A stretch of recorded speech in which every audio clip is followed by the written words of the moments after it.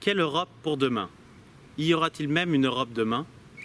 Le coronavirus a montré que nombre des citoyens européens ne considèrent pas l'Europe comme une réalité tangible ni même souhaitable.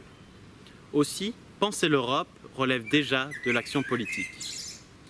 Les doutes exprimés à l'encontre de l'Europe nous obligent à penser un nouveau contrat pour l'Europe de demain.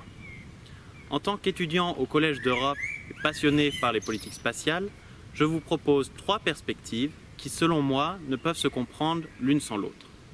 Une démocratie européenne, une Europe protectrice des citoyens, une Europe investie pour les technologies au service de l'humanité.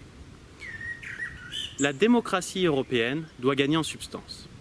Après le traité de Lisbonne, l'Europe a gagné des éléments démocratiques très innovants, à l'image de l'initiative citoyenne européenne. Toutefois, la faible participation électorale et la montée des partis eurosceptiques prouvent que l'Europe n'a toujours pas réussi à démontrer sa légitimité démocratique. Aussi, l'Europe doit donner du pouvoir aux citoyens. Une initiative législative donnée au Parlement européen aura sans doute des effets très positifs, mais commandera une transformation des mentalités des différents acteurs de la construction européenne. Ensuite, l'Europe devra assurer une sécurité globale pour toutes ses populations. 6 mois après la publication de la stratégie du Green Deal, le plan de relance montre un investissement croissant pour la protection des citoyens, notamment vis-à-vis des enjeux environnementaux, socio-économiques, sanitaires et de défense. Toutefois, les scénarios les plus positifs pour le budget de l'Union européenne prévoient un budget bien inférieur à celui de plusieurs États membres, dont la France. Cela ne permettra pas à l'Europe de prouver qu'elle peut agir ni protéger les citoyens. Par un travail de coopération sans précédent, l'Europe de demain devra être plus ambitieuse et choisir quels éléments de sécurité globale elle voudra intégrer ou laisser aux États membres.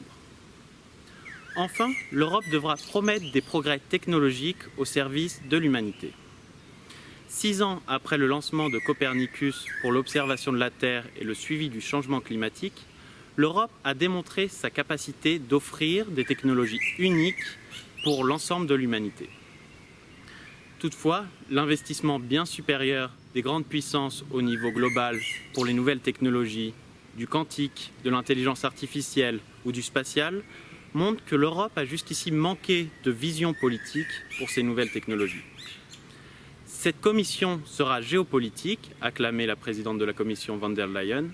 En effet, l'Union européenne devra se considérer et s'assumer comme telle, et contribuer à un multilatéralisme pour la paix, l'humain et la planète. Elle aura ainsi le potentiel de conduire une politique spatiale éthique et ambitieuse, incluant surveillance de l'espace, nettoyage et prévention des débris spatiaux et habitation de l'espace. Ainsi, l'Europe pour demain, si elle veut être et se renforcer, devra se faire avec les citoyens, plus démocratique, plus protectrice et plus engagée pour les technologies du futur au service de l'humanité.